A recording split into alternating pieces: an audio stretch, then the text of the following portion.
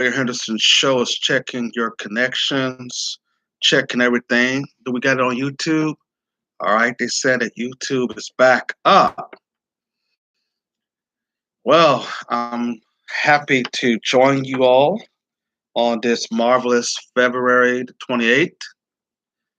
Okay, hit that thumbs up button. Don't forget to hit that like button, share and subscribe, family. Don't forget to hit that thumbs up button. And don't forget that the chat line on live on YouTube is now open. Go ahead and type and leave your comments. Today we're talking about what does a black conservative conserve? Okay, what does a black conservative conserve on the Lawyer Henderson podcast show? Also, in addition to that, of course, we got other stuff to talk about on the podcast. We're also going to be talking about why immigrants and black immigrants in the United States try to undermine the black natives here in America, those who are fighting for reparations, but they're saying that, oh, we don't need it and all that else stuff. And of course, we're talking about Tiger Woods, of course, another car crash. I think somebody is really trying to take him out so he won't win another PGA tour, so we gotta, so one problem with these bootlegs, they don't never ever learn lessons. They don't know when they think everything is a conspiracy theory. But they said that Tiger Woods is at home, basically, trying to rehabilitate himself. And you already got the media out there saying, okay, yeah, he's gonna come back to golf within a year. Okay, but this is not the second time that Tiger has had a car accident. Okay, this is not the first time that Tiger Woods have had a car accident. Very suspicious, y'all. Very suspicious. And then finally, we're going to be talking about the lies that the white media is claiming that there's a growing numbers of attacks on Asians in the United States. So that propaganda, and this is all about undermining our tangibles. This is about undermining what black people are owed. You got Al Sharpton out there marching for Asians now. Okay, as our sister Vicky Diller had pointed out, when he lost weight, he definitely lost consciousness. Okay, not supposed to be advocating for people who basically are attacking black folks. Asian people are out here attacking black people. And we're going to talk about all this on the Lawyer Henderson show. Let's go ahead and make it official.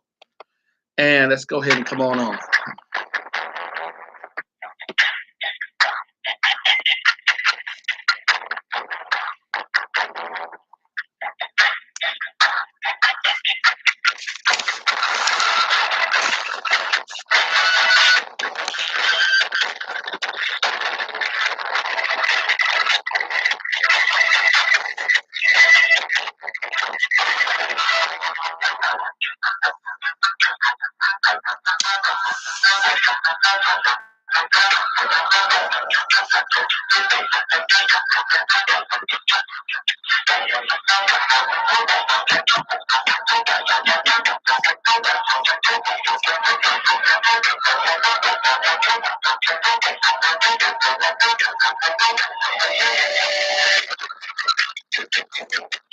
Offer Up is going to be selling our t-shirts here pretty soon for $25 on the Lawyer Henderson podcast show.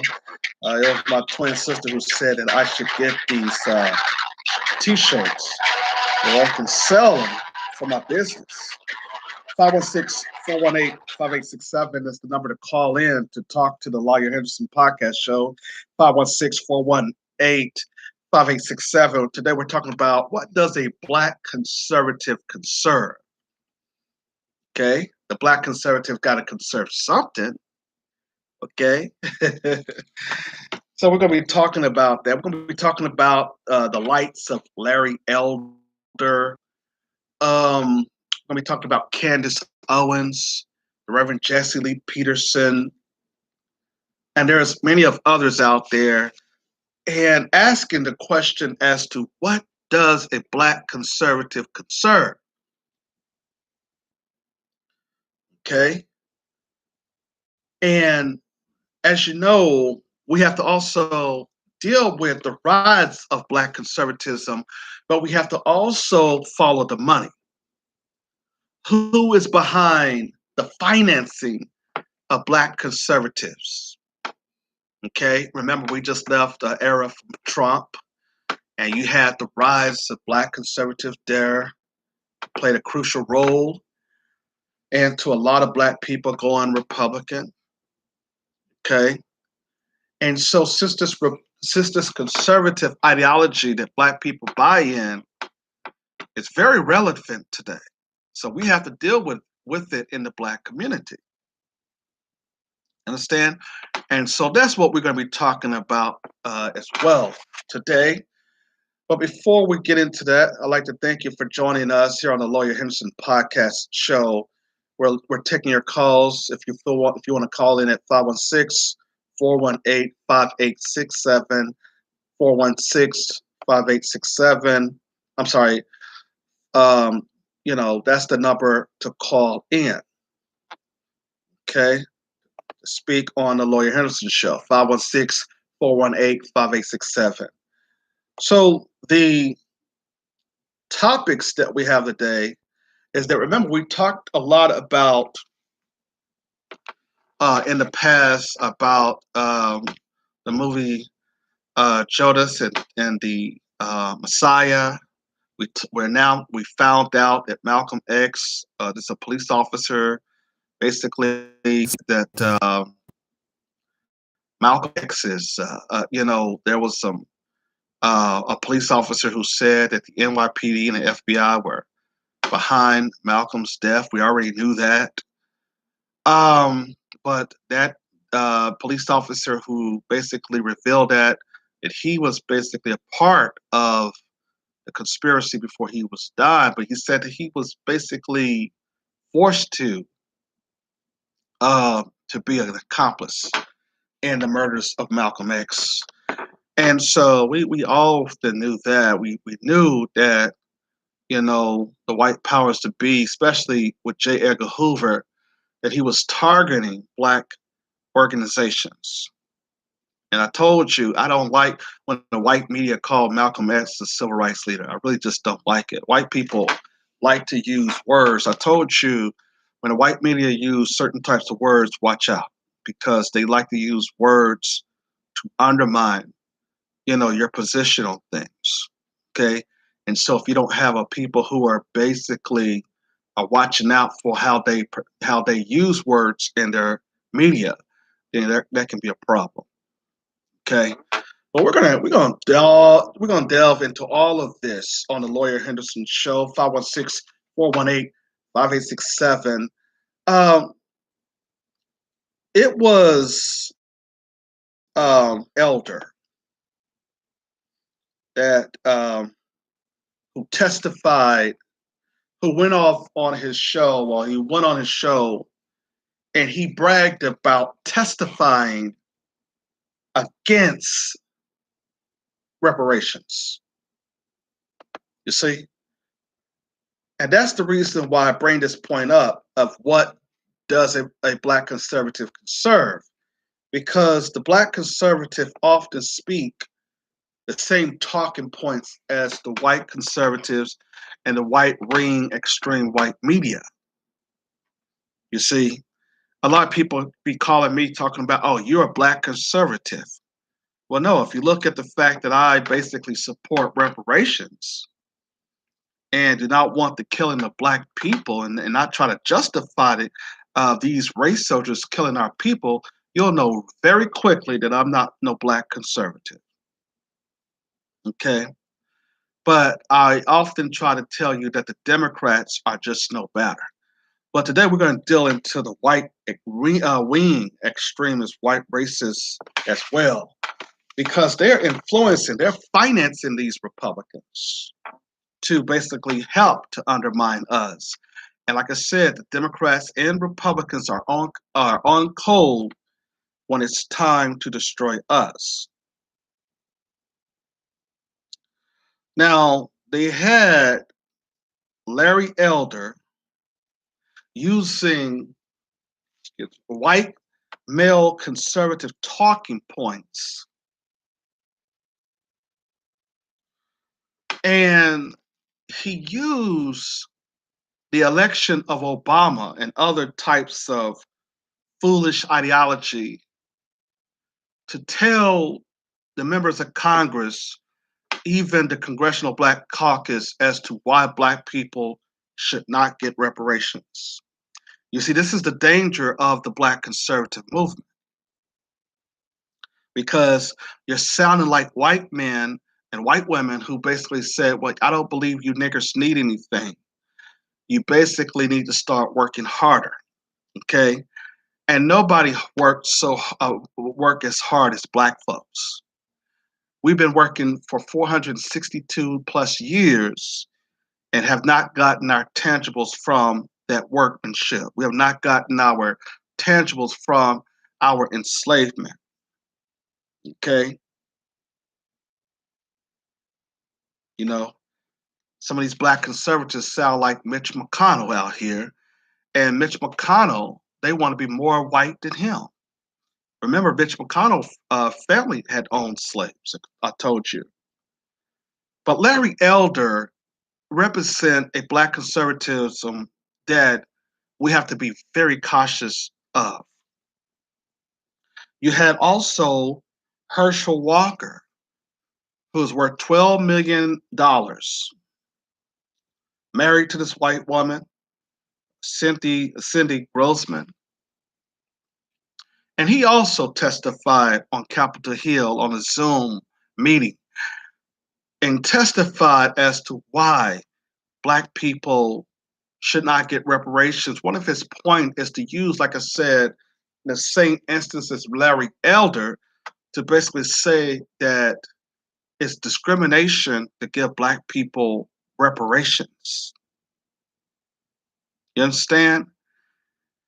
And immigrants are saying the same thing. You see, these Black immigrants, they're coming over here to undermine Black natives as well. They're coming over here to basically say, oh, that we should not get reparations.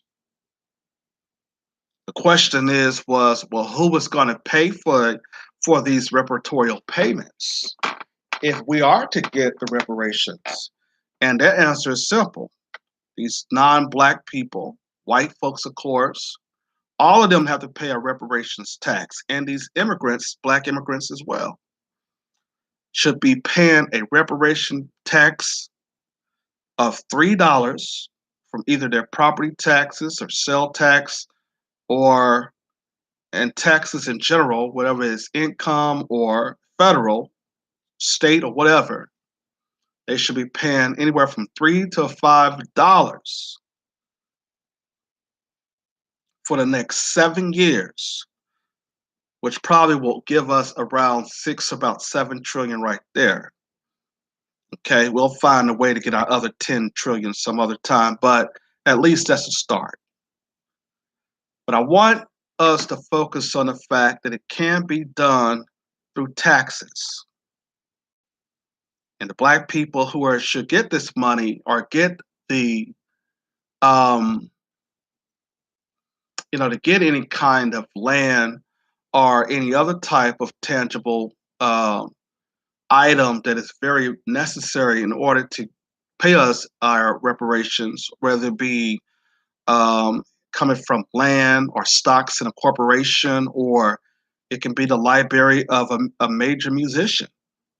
Regardless of what the asset is, we know that it should be owed to us. In fact, before Johnny Cochran died, he helped out with the farmers to win their case, and then he was going to study what these companies, 240 of these companies that basically was responsible for engaging in the slave trade, and those companies was helped to finance themselves, and they are big today and still operating today, just like the J.P. Morgan is operating right now, whose money came from slave labor.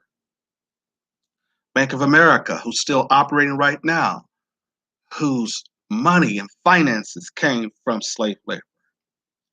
So to have the nerve of the black conservative like Herschel Walker, Larry Elder, all of these guys who basically was fighting for interracial sex, and Herschel Walker married to this white woman, think that he already got his reparations by marrying outside of his race, is trying to tell somebody like myself and other black people that we don't deserve reparations because he's already a millionaire at 12 million.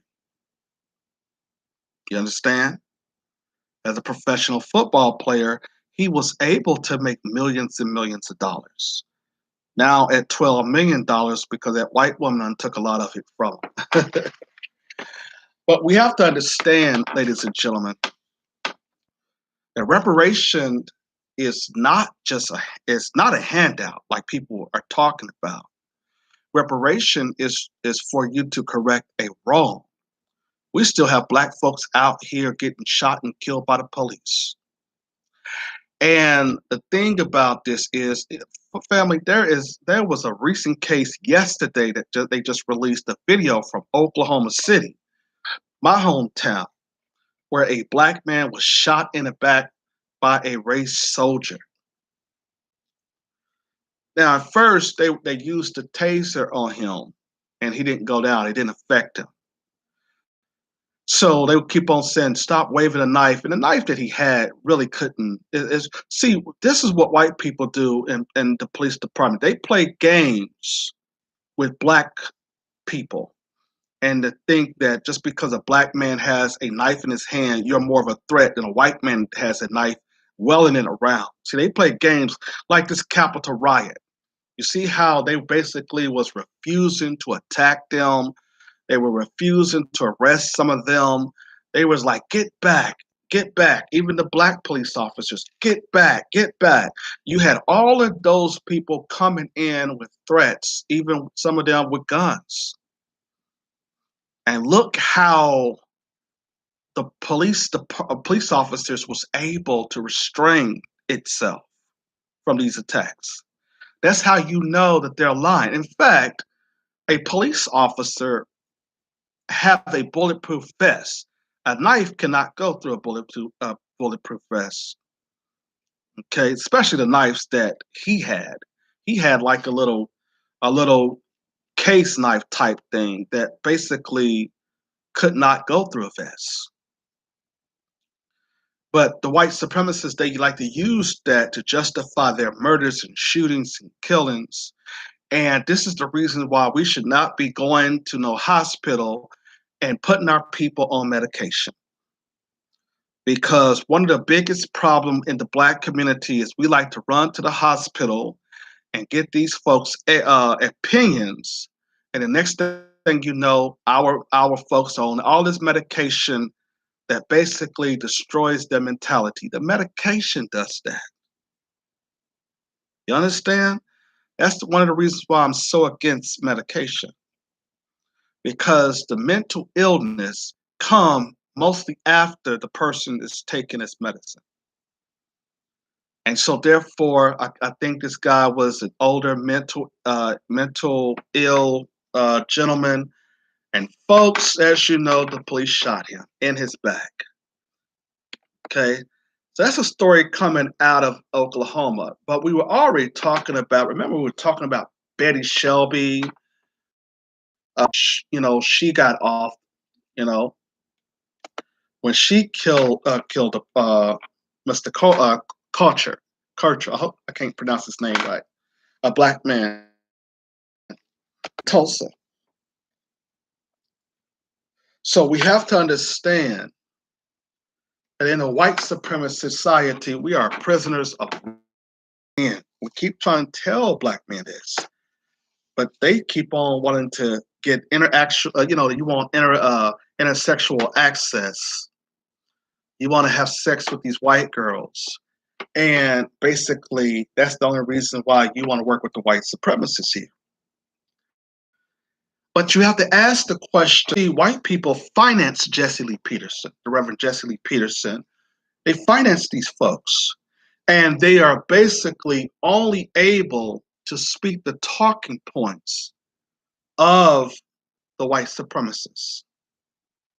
You have to ask yourself, what do a black conservative conserve?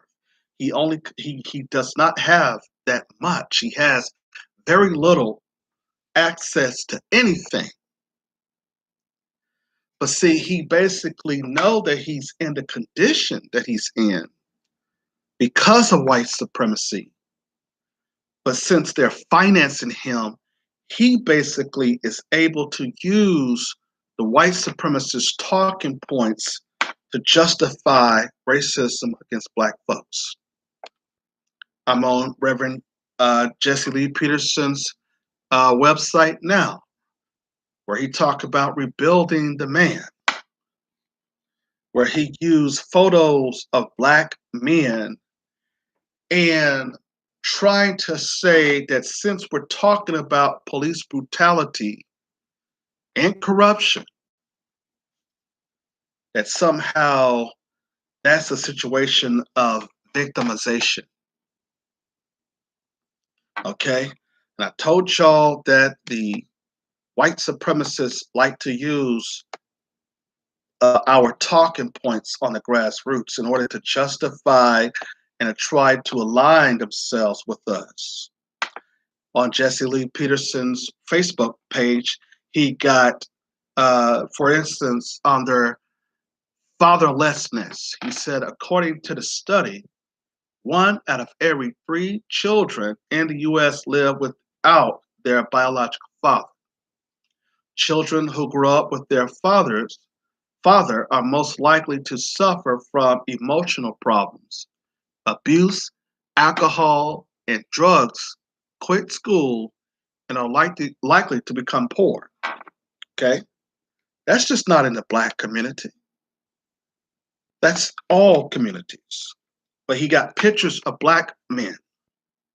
He goes on to say under victimhood, anger and understandable response for young men with poor upbringing.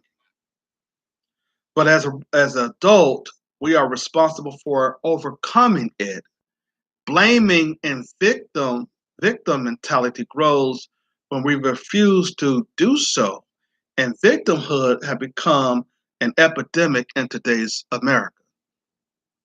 You see, here we see that the white supremacists are sitting on $100 trillion, money that they would never ever be able to spend in a lifetime, that they basically stolen, and a lot of that which was inherited by their forefathers who enslaved our forefathers, and then basically accumulate that wealth, and then turn around and say, no, you niggas, y'all don't deserve anything.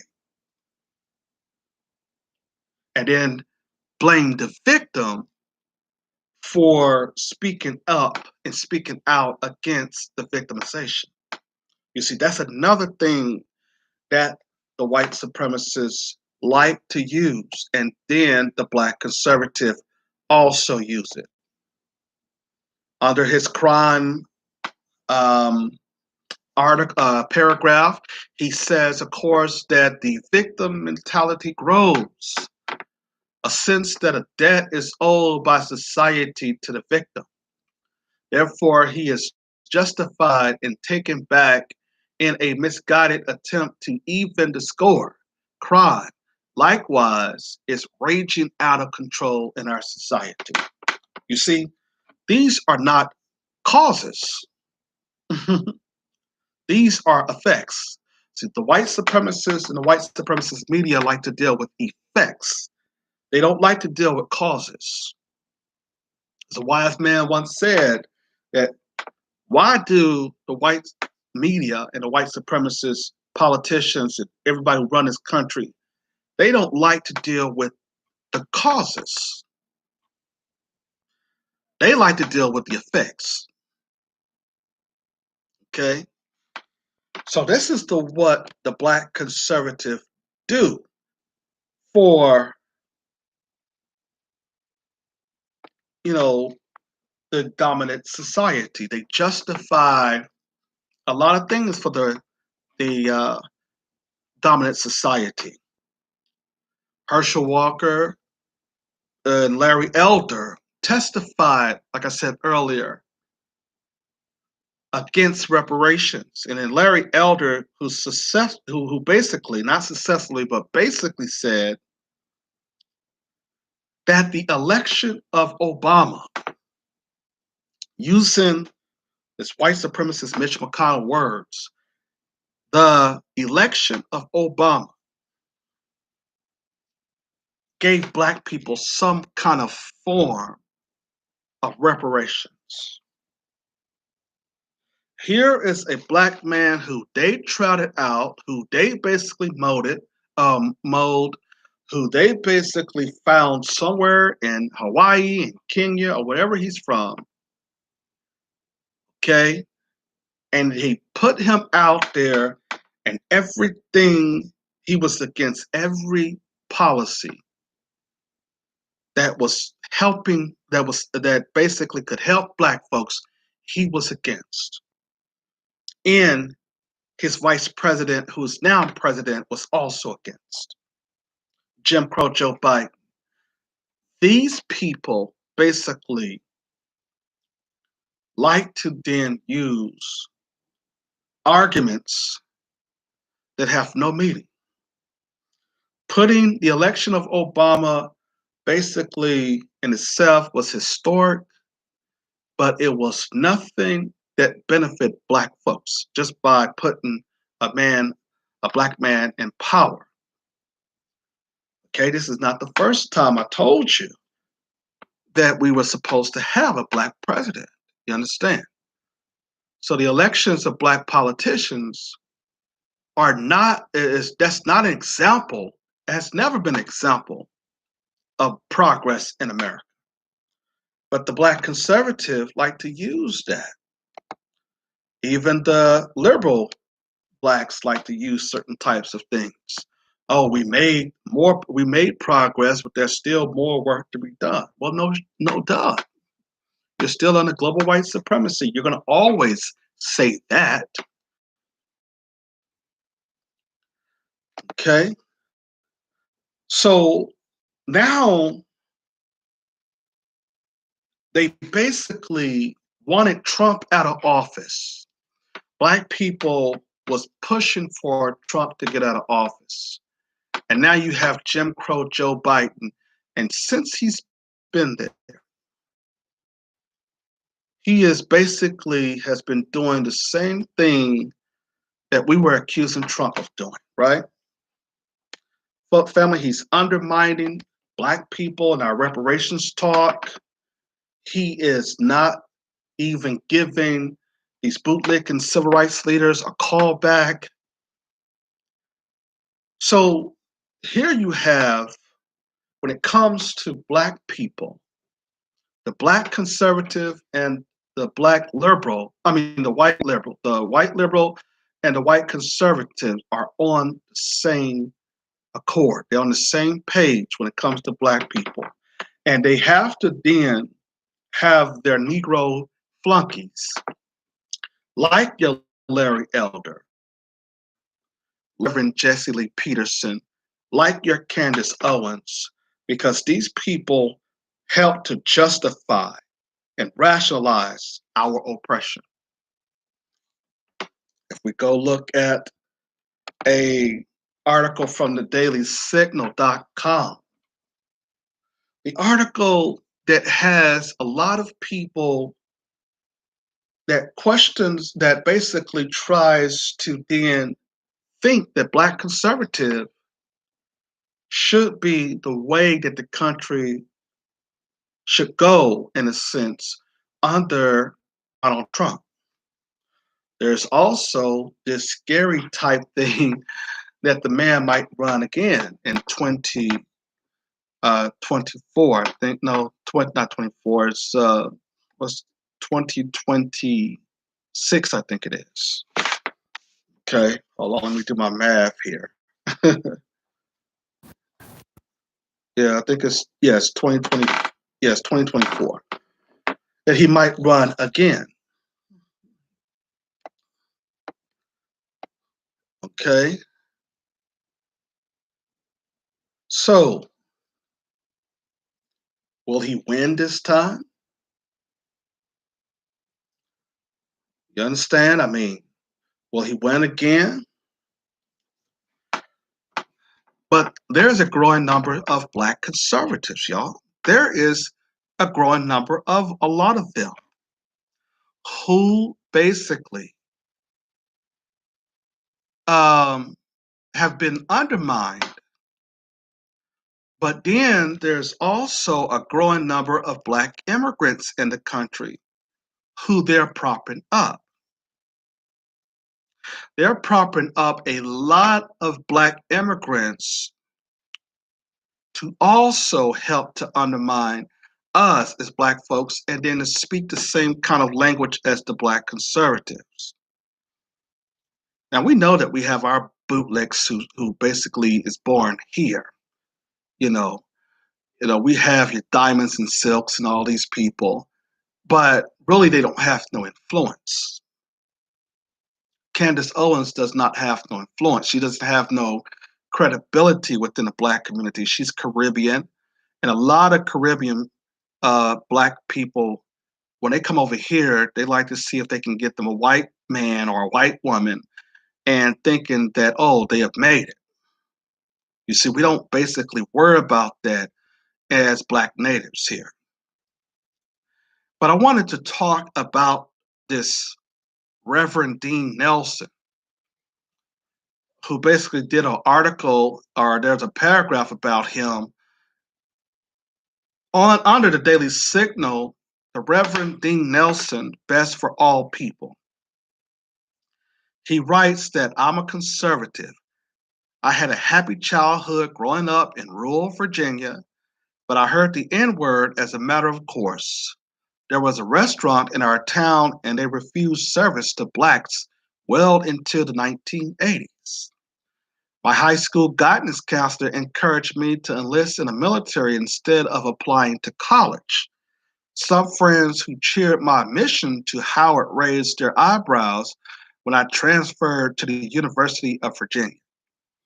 As an adult, I have, like most other black men in America, been pulled over by the cops for no reason, as has my almost 19-year-old son. A white woman allowed her dog to bite me while I was jogging on a public sidewalk in my own neighborhood because she said I got too close to her. My daughter was falsely accused of shoplifting at the age of 13. I could go home. I can go on. I'm sorry. I can go on. Being conservative, despite my race, I'm a conservative because I believe conservative principles are best for my race and for all the people. That's what he wrote. Okay. Stuff that happened to him, he still have no problem being a black conservative. In fact, Candace Owens basically was not able to come to the Republican National Convention where she was upset about not coming there. Why do you think that Candace Owens was not able to come? There's this guy on YouTube as I was coming on, he was talking about that Candace Owens released this was running for president, or she might run for president. And this guy, the black conservative perspective, he said, and I quote him, claiming that she could win. Huh. I don't her winning because of her age.